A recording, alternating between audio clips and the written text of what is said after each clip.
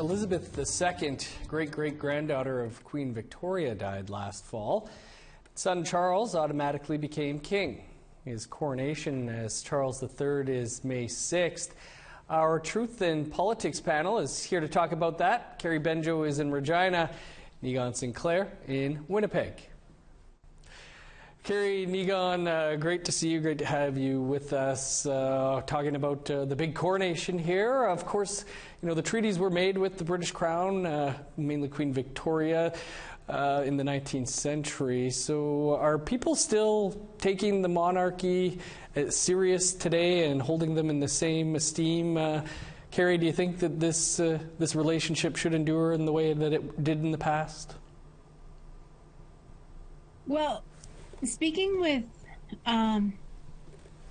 those that are heavily educated in treaties, they maintain that their treaties are with the Crown and they existed prior to Canada. And so they really stand true to that relationship, that their treaties are with the Crown and not with Canada. And so I think a lot of it is they still have that sense of relationship with the monarchy, even though we're so far removed from them. There is still that treaty relationship that exists. Niigaan, you know, obviously we know the Governor General is the vice regal representative of the monarchy. Does it matter that she's Enoch? Normally I would say that, you know, the Governor General position is kind of irrelevant. You know, but I would say that in this case, I mean, what you do have is you have the ear of the king, or the forthcoming king, will be not just an Inuk woman, but a very strong one who's very versed, marched with many of our peoples in our communities, was involved in much of the activism that's led to the United Nations Declaration, all the things that we're seeing today. And so what I would say is that typically no, but in this case, perhaps yes. I mean, if you think back to the papal visit last summer, the Pope was traveling across the country, and the first moments upon arriving in Quebec City was basically chastised by the Governor General in front of a national media audience. I mean, that's the kind of bravery that I think Mary Simon brings to the position, and I think that she'll be an absolute, you know, force to be reckoned with. The problem is, of course, will the monarch listen? King Charles has shown some interest in the past looking at Indigenous issues. He famously said to an audience in Rwanda, we have to talk about colonialism. That's totally different than his mother.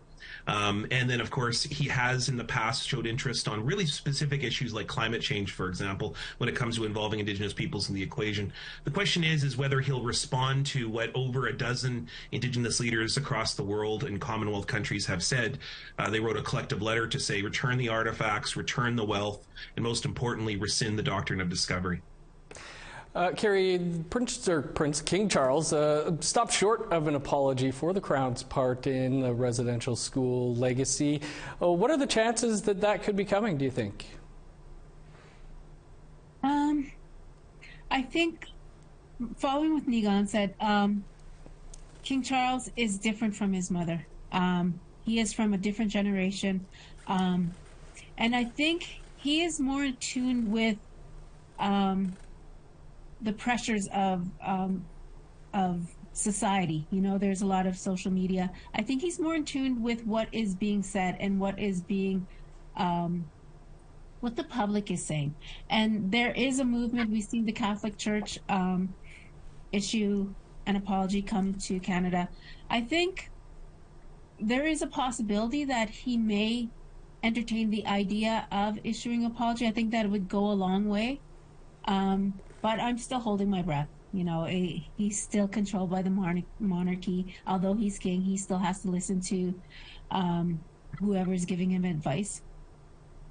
Niigaan, other than an apology, how could Charles signal a new era of reconciliation with Indigenous peoples? Well, I'm scared to hear that Kerry's going to hold her breath, because I think you know, if we see an apology, we know that the monarchy moves very slowly. We know that the monarchy, if anything, what Kerry pointed out is true. They're losing public support. This would go a long way to gain public support. But, you know, you've got a country like Australia that is absolutely ready to go, and they're ready to dump the monarchy and move towards some kind of other constitutional position. What can the king do right away? The king could return artifacts. If we just look at Australia alone, there's tens of thousands of artifacts that have been stolen from Australia. And they can be returned almost immediately. We know that there are hundreds and perhaps thousands, if we think outside of the British Museum, that are stolen from our communities right across Turtle Island. And so that could be something that could be done very quickly, not just an apology, but also the return of artifacts and human remains. Human remains is something that the British Museum has had for a long time and hasn't shown on display. So there's not even an economic argument to be made for keeping many of those things that are from our communities. And so those are some of the things that can happen right away. I think when we get to ideas of like, how do we share wealth? How do we return stolen land? Those things seem to be a little bit more harder to sort of imagine, because those would be states that would do things like that, not so much the monarchy. Never mind that the monarchy is not the rich entity that it used to be. I think that what we're going to see in the coming days is we're going to see a lot of photo opportunities. Most of the chiefs of Canada are over there in England right now, and I think that the challenge is tomorrow will be the day to honor murder missing Indigenous women and girls across the country, and many of the leaders of First Nations will be over there overseas, Métis and Inuit as well, and I think that is pretty stark. I think that's a challenge that we really aren't taking care as much as things on this side of the ocean as we are perhaps paying attention to those across the ocean. So it's yet another day, another struggle, but I think most importantly, we'll see what the king does in the forthcoming days. Kerry and Niigaan, a good place to leave that. Appreciate you both being with us again this week. Yeah, Miigwech, thanks. Thanks.